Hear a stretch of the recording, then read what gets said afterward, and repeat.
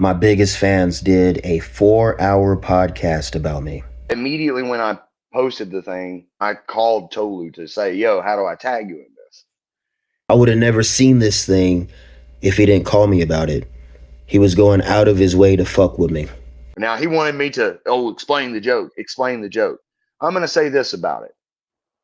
Did I know when I posted that joke that there is a racial undertone to it that some might find offensive? Yes. Do I find it offensive? No. You're not offended. That's hilarious. And then someone asks you, what does it mean? And you try to pawn it off on me like it's my joke. All I said was I didn't tell him to do the joke, and I wake up to 10 paragraphs, not exaggerating, 10 paragraphs of him talking shit. Come to find out, the joke is a jab at me because you're gay and you're jealous I had a great time at Skankfest. Was there a part of me that got joy in calling this fucking poser out? Hell yeah.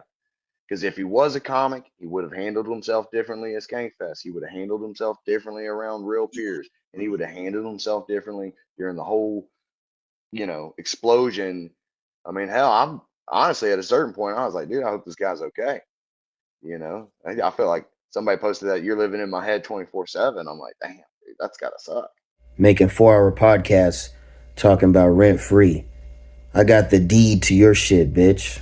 I shouldn't be selling these shirts. That's what it is. But it's not my fault. It's not my fault that I pander to people and that I sell my people out. The guy that stole William Montgomery's identity for 5 years is calling me a sellout. Y'all ain't embarrassed to hate on my hustle like this? We all know you're secretly gay for these shirts. I just feel so.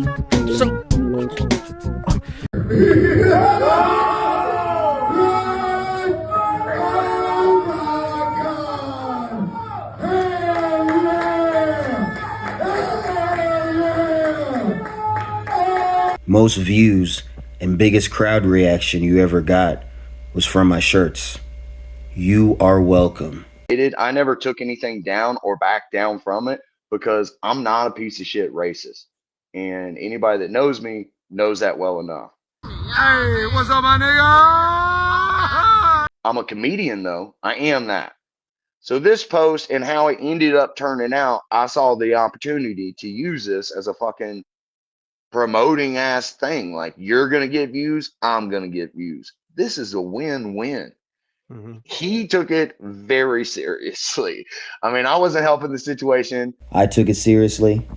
You're on a 4-hour podcast, brother. We're still friends on Facebook. Your bitch-ass friend Harmon blocked me before he talked shit. I'm a cold, stoic motherfucker, man. Friends with almost everyone I fought in the cage. I died 3 times. This ain't shit to me, man. You're just another crackhead. Don't flatter yourself. Right now, you're just content. That's it. Okay, so Skankfest. So we worked with each other at Skankfest. That's where I bought the shirts. And I bought the shirts at the pre-party. Okay? And we worked at the festival together and stuff. He took a bunch of photos. And, I don't know what time he was working. I'm not really worried about that. But I'm just telling you, I never saw him really in his green shirt. And I never saw him lift a finger or do anything impressive. And anytime he was on his own time, it was definitely about him.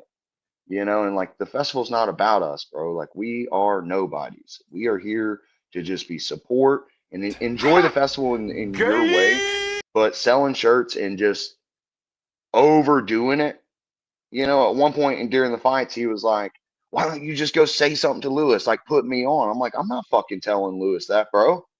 I'm not fucking going in there and saying shit to Lewis. If I ain't on, I ain't on. They missed out. At the end of the day, they missed out. Crackheads say the darndest things. Good thing there was a man around to speak up and get you that fight.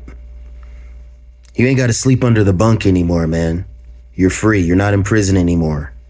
Take that jumpsuit off, dude. And offender, it's the dumbest fucking name you could think, dude. It only rhymes with one thing. So anyways, when I didn't get to fight him, and then I guess maybe he did. He said that he got the fighter for me. Whatever. Who fucking cares? Who cares? You care. You were standing there pouting like a little bitch, feeling sorry for yourself, while I took action and I hooked that shit up. And you know this shit. You were there crossing your fingers while I made shit happen. You're welcome, you ungrateful bitch. But the whole thing is, Sid, the guy the year before, had to fight like 3 or 4 times. So kind of got robbed of the opportunity, you know, partly because hell, he started talking about goddamn having heart condition and failed kidneys and damn near dying. And you know, they're like, holy shit, this guy fucking signed a waiver. Can he do that? They already gave me the belt, stupid. You got robbed. You weren't even supposed to be there, man. Like, you wouldn't have been there if I hadn't messaged Lewis about you. How you gonna get robbed on some shit that you didn't even have, dude? And I would have just choked your ass out, man. You're not on my level, man. Next year, I'm choking your ass out. And don't tap. If you tap, you're a bitch. I had people that had been watching Kill Tony see me from day one, saw me in Nashville, 2 big old country ass boys, dude. You know, it was exciting in that aspect. Pause. Sounds like a Fender was dropping the soap just for the fuck of it. Not that there's anything wrong with that. Hold on. So he had 3 comics. All 3 of you were in his car. You guys were driving somewhere, and he said, "Now that I have you guys captive in my car, okay, let me show you my Kill Tony appearance." And so, like with that, it's like, and all 3 comics that were in his car have been on Kill Tony before. hell, one of them had just been on stage with 5,000 people, butt ass naked during the naked roast. You know what I mean? It was crazy. Like, this guy, like, let's talk about what he just did. Like, who gives a fuck about what we've all done? This motherfucker just got on stage butt ass naked. Yeah. You know? And so it's just interesting. I'm not trying to be a dick about how people operate and stuff, but that's just an interesting choice of interactions with you. We are your peers, and you don't have to do that, you know? Gave your friend a ride to his hotel. You a ride to the strip club.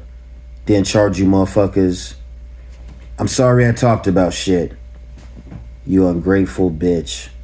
Not one thank you from your entitled bitch ass. I understand why you slept under the bunk in prison. I'm not fucking writing comedy for nobody else but me. And I would like my comedy to be a representation of life that we go through. So if you were to guess a big black cock, you'd be correct. And I know I got some supportive friends, because they never get mad at me when I get down on my knees. I say, hey man, you got a lighter? But boy, do they get pissed when I take off my hat and say, hey, will you hold my hair? That was the worst tragedy in Texas in the last 5 days.